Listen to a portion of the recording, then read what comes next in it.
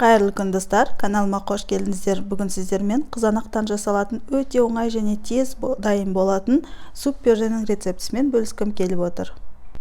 Екінші тағамның алдында тәбетті ашатын өте дәмді сорпа. Қызанақты екіге бөлеміз де жасыл жерлерін алып тастаймыз.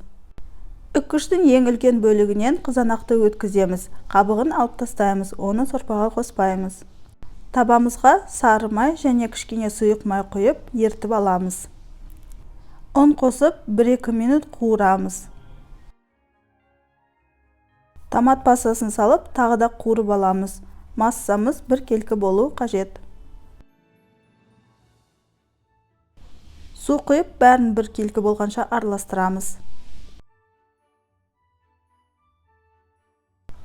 Қызанақтарды салып араластырамыз. Сүт құйып араластырамыз.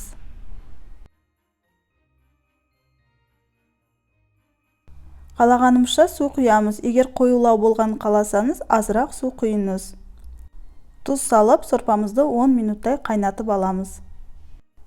Егер қаласаңыз, осылай іше беруге болады. Немесе блендерден өткізсеңіз, онда 1 келкі болып шығады сорпа.